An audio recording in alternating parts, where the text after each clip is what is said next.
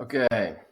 Hello and welcome. My name is Mitch. It's my mission to give the modern man the tools to succeed, to optimize their life. And in this video, I'm going to be talking about something that is actually super effective, completely changed my life and completely changed the way that I see time management. But if you ever think like kind of confused on time flying by, or like you just wish you were more productive, or you just kind of maybe you get to a point where you have a big list of things you know you should do, but you feel kind of lazy, you feel a little bit of like there's chaos settling and you don't know where to start, you don't know what to do, and kind of want to gain a little bit more clarity on what's actually going to move the needle at the end of the day, right? What's going to get me, because you have pain, all right? You have a legitimate pain, and the pain is created when your current reality, there's stagnance. I think that's a word. There's not flow, there's not motion, there's not progress from your current reality to your desired reality, right? And so this two techniques, two tools for your toolbox are going to kind of get motion, get progress toward, and it's insane progress, especially if you haven't implemented these techniques before. It's incredible. Like, I promise you, if you implement the time auditing technique that I'm going to be talking about and the ladder strategy that I'm going to be talking about, it completely changes the game. So again, yeah, part one, time audit, part two, ladder strategy. And so the reason this works, first of all, is kind of, let's go back to a model for behavior change. It's called the ADKAR method. So you have awareness, you have desire, knowledge, ability, reinforcement, and this creates capital T transformation. Now, when you want to raise your awareness, that's kind of the first step. And what this time auditing technique does is it completely raises awareness, like nothing else. Because if you were to sit and you were to think about, okay, this is kind of how I spent my week and when I did what, and I went to the gym during this time and I did this during this time, and over time this is what I did. But you'd be surprised that the actual reality, the actual objective reality that you face is completely different than that. So the time auditing technique gives you data, objective data to work with. So what you're going to do, it's super simple. You're going to take a journal or a set of papers, and you're going to write the date at the top. You're going to, write your expected wake up time and sleep time at the top and bottom. And then in between, in half-hour increments, you're going to write those times out. And then what you do during that time, you're going to write out each half hour. So for every 30 minutes, you're going to write out what you did for 1 week. And once you get to the end of that, the next step, the next thing you're going to do is you're going to categorize, and you're going to put these things into buckets.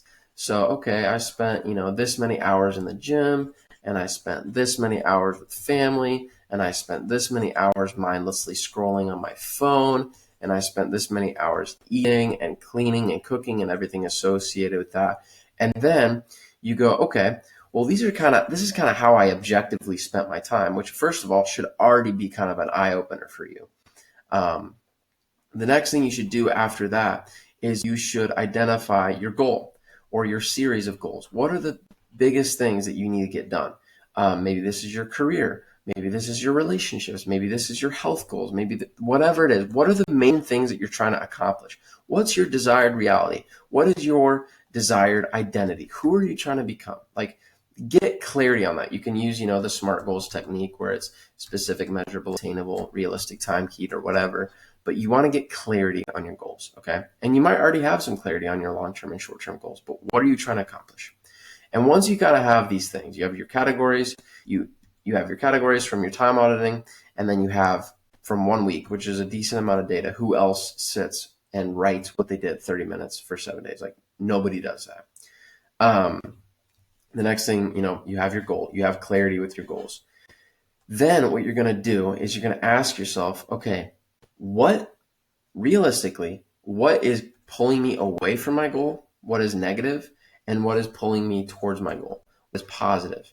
And once you have kind of that list, you're going to ask yourself, okay, because each of these have weight. They have differences in weight. You're going to ask yourself, what has higher potency of weight than others? So, like, for example, going to the gym has maybe a higher positive benefit than I don't know, something else that is a deep, like whatever it is, you have a higher positive benefit than something else. It depends on your goals, really. It depends on what you're optimizing for. But you have that, and you have the negative version of that. So what's kind of the worst potency negative thing? What's really holding you back from your goals? And what's like kind of like a bad habit, but it might not be as bad as the other things. You have that list in order of like kind of priority of what you should eliminate.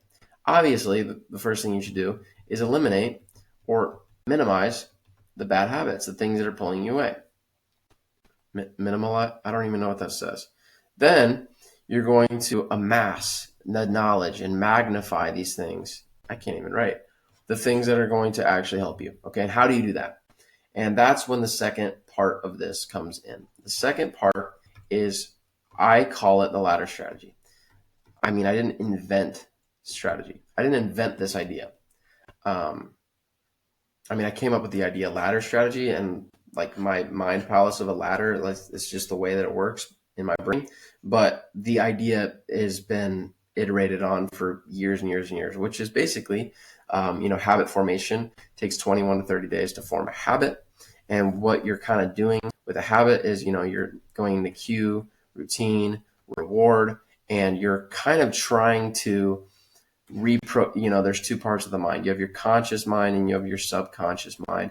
And your subconscious mind is like your autopilot, and your conscious mind is what you choose and how you intentionally live. Up to like 80% of our life is just autopilot. It's just our habits. It's just what we do because our brain is, efficient with energy. But anyway, we want to consciously choose to eliminate the negative and to magnify the positive until it becomes autopilot. Because when that happens, then our default mode is going to be optimized. So how do we do that? Well, first of all, you put the negative habits on the bottom of the ladder.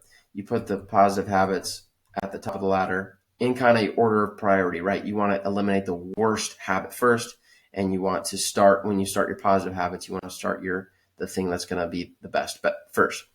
And the reason you do eliminate first before you add is because you want to simplify. And elimination is a form of simplification. It's elimination of variables. If you spend X amount of doing something over time, and you eliminate that, you've saved that time, right? So you're adding something, you're subtracting something, but you start with the subtraction.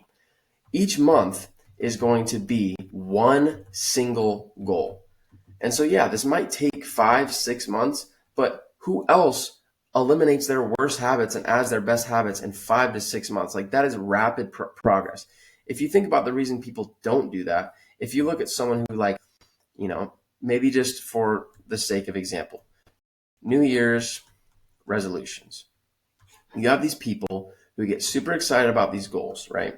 And they make, okay, I'm going to make this change and this change and this change. And the current reality, the gap between your current reality, how you're living, and your desired reality is too drastic of a change that there's room for chaos and error, right? What the ladder strategy does is your brain, this is your brain right here, can justify doing one thing for 30 days.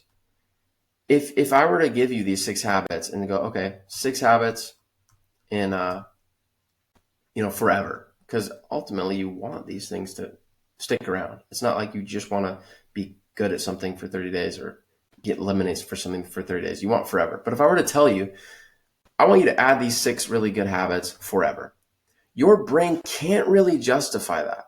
It's going to hold on to the negative habits as long as it can. It's going to, slack off the positive habits as long as it can. That's just the way that it's. There's room for chaos. There's room for error. If your brain can justify doing one thing for 30 days, the reason this works is because of focus. If you can heighten your focus in one single area, okay? So say the first negative habit that I need to completely eliminate is for 30 days, I'm not going to do any mindless scrolling. This might mean my habit is just not having Instagram or TikTok or YouTube or anything on my phone with short form content. All right, that's my first negative habit. Okay. For the sake of example, you're doing that for 30 days. Once you're done with the 30 days, that kind of becomes a part of your habit because it's your subconscious. I'm going to talk about why people fail. Okay. The plateau of latent potential, results over time. People think, people think this is going to happen. When they start, people think that results over time. People think that there's going to be linear progress. They're going to start doing something, and over time, they're just going to get better at it. And they're going to celebrate these wins and these victories along the way. But what really happens is that people start working on something for an extended period of time, and they don't get better at it until later. But people give up right here. This is like called the valley of disappointment, because people's like expectation doesn't meet the reality. So they're like, well, this doesn't work. This isn't going to work. So they don't stick to it. Okay. But the reason this works, the reason you are actually going to stop mindless scrolling in 30 days is your brain can justify, okay, I know that this is going to be helpful for a long-term goal, but all I have to do is not do it for 30 days. It's one thing. And here's an analogy I have. If you were to take the power of the sun, all the energy, this represents all the energy that you have, okay? And you were to put it through a magnifying glass into one single point, which in this case represents mindless scrolling. This is you. You're going to be able to start that fire and completely eliminate that. But if you were to go, okay, well, I kind of want to do, eliminate mindless scrolling, but I also want to add optimal gym. I also want to add optimal diet. I also want to add this kind of adding thing to my career. I want to have a better relationship, so I'm going to do this. And so you're waving this magnifying glass around. There's not going to be enough time to focus it on one point to actually make a change. Transformation happens with focus.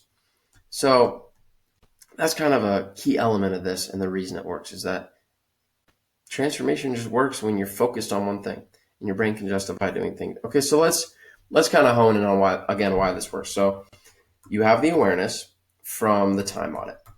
Then you have the desire and knowledge from categorizing in the time audit. You realize you have a new knowledge of, oh, this is how I objectively spend my time. And you kind of have a heightened desire of like, okay, specifically with goal creation of like, I want to make a change. I have a desired reality. Then you have the ability, and the ability is really this ladder tool. You have a serious ability to create new habits, to use your conscious and intentional mind to program your subconscious so that these things become default. You're running on autopilot. And then you have reinforcement, and this is doing it over and over and over again.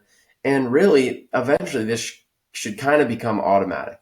Not like specific time auditing every single week or making a ladder strategy every single week, but a lot of this reinforcement should happen automatic. So that is why it works with the ADKAR method. Anyway, I hope this is helpful. And I'm going to continue making videos like these, just optimizing the rhythms of life, optimizing your mind, your body, your behavior, your emotion. And if you like it, subscribe, like, and I'll see you in the next video.